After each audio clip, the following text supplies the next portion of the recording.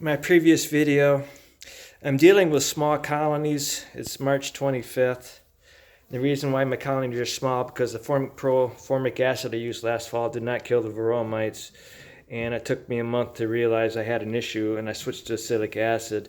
And my colonies lost bees, winter bees, during the month of September and October, and then the acetic acid in November killed all the varroa mites. But the damage had already been done. So my smaller colonies were losing bees, and it was hard to keep them going through winter. And I've gotten to the point where I've been able to take large frames of brood and nurse bees from my large colonies. And what I do is first I put the queen in the cage and I remove her for a few hours. I go out to the large colony and I get a frame of brood and nurse bees, making sure you don't have the queen from that colony. And I put it in the colony that needs help.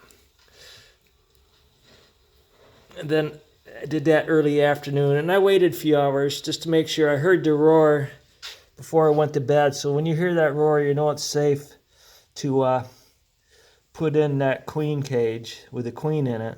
So she was in the colony overnight, and I waited for it to warm up a little bit this morning, and I let her out 15-20 minutes ago. And I always go back and I always open it up, check just to make sure they hadn't changed their mind, because there she is right there. If I can find her. So everything appears to be okay.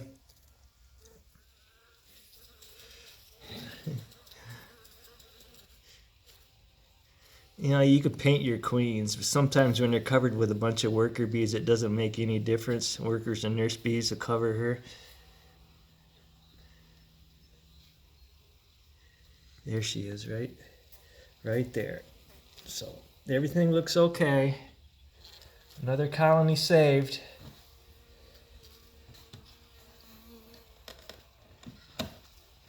I got to make a comment. I'm pretty critical on people in this country. It's just Americans are stupid. We vote for puppet politicians, and as long as the government's going to send you a $1,200 check, you're okay with the government. But you got to consider 10 days ago, they had people staying in international airports standing in line with no mask over their mouth being exposed to coronavirus or COVID-19. That goes to show you how stupid our government is. Hey, and I might make a comment here.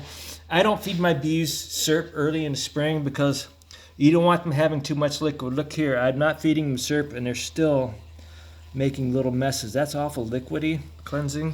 They need a cleansing flight. They're getting cleansing flights, but even so, they're still making a mess. And I got to make a comment about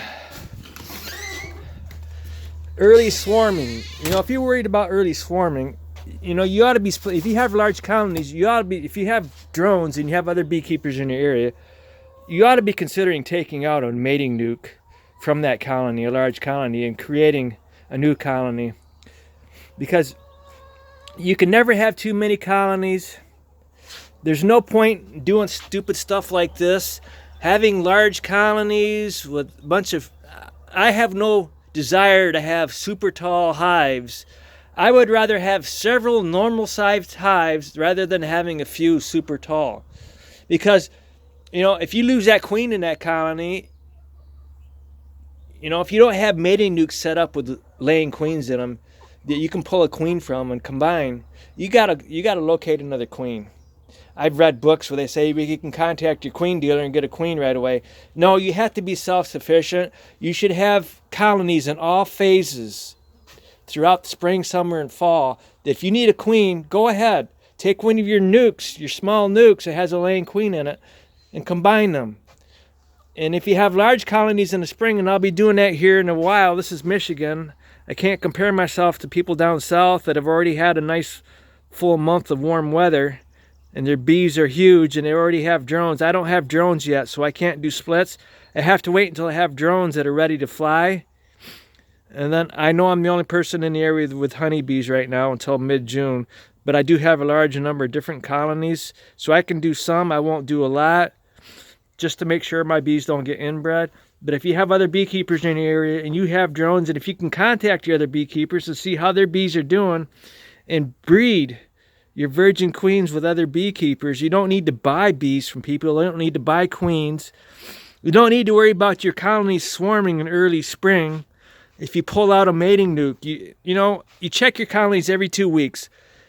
My first year, I didn't know what I was doing. I let the bees do what they wanted to do, and I had a swarm in August. And I got another hive and put it in the same location of the property, and they got robbed out by the other colony, so I lost that.